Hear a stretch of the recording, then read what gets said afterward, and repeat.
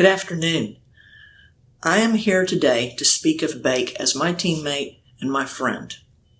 I met Bake on the first day I arrived at Texas Woman's University in 1971, 48 years ago. Right after my parents dropped me off, I decided to go explore. And Bake was walking out of her dorm at right about the same time. Just kind of ran into each other. I asked her if she played any softball. She kind of grinned at me and said, "Yeah, a little." Well, we were both starters on the softball team for 4 years. Bake played shortstop, and I either played left field or center field. As I'm sure most of you would expect, Bake had all the traits that you would deem necessary to be a superior athlete.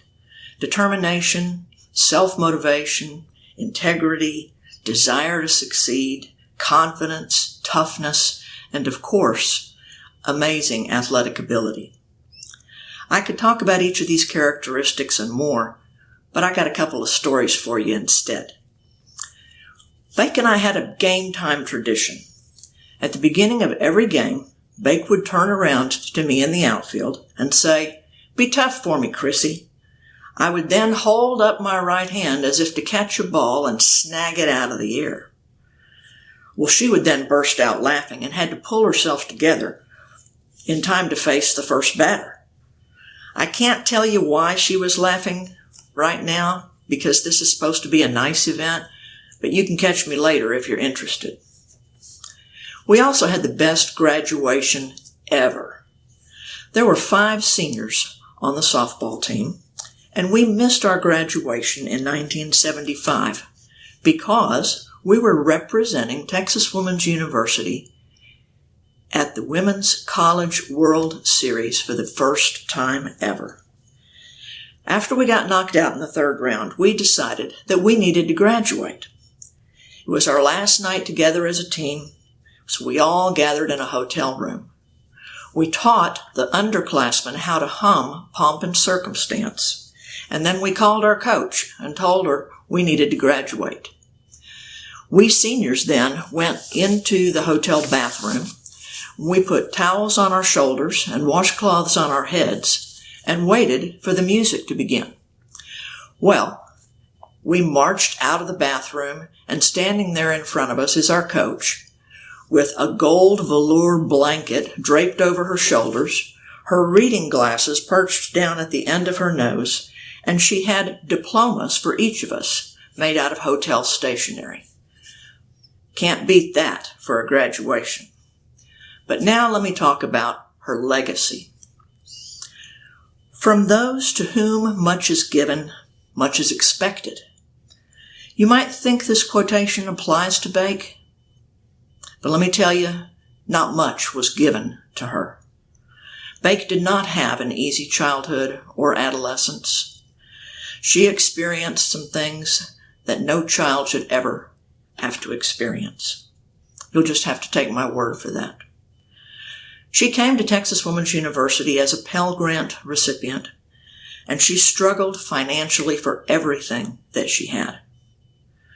Her mother passed away when she was just a freshman in college, and her father was no longer in the picture. Yet she maintained her grades, she maintained her attitude, and she maintained her determination to succeed.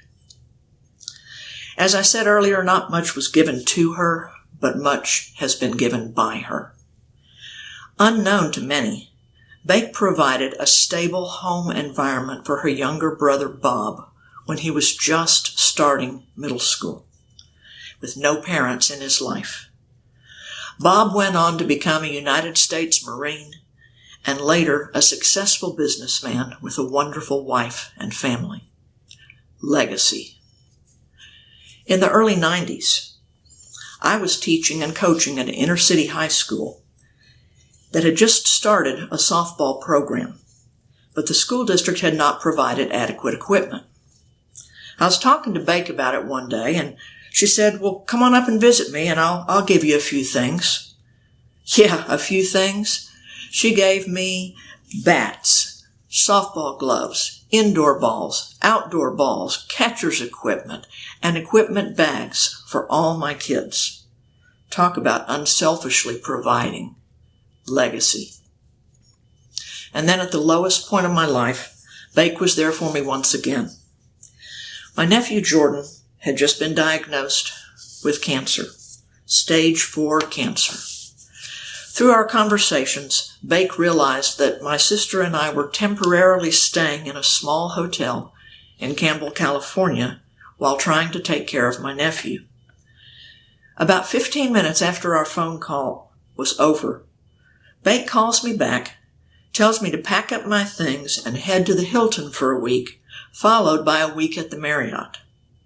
Without even time to think about it, Bake made sure that my sister, Jordan's mother, and I had a wonderful place to stay and breakfast every morning, all bills paid.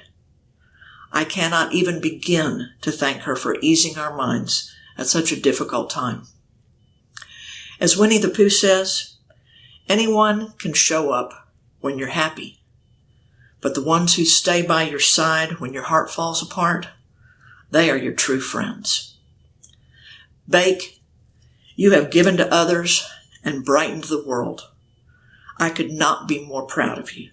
I could not be happier that your legacy will forever be at Diane Baker Field.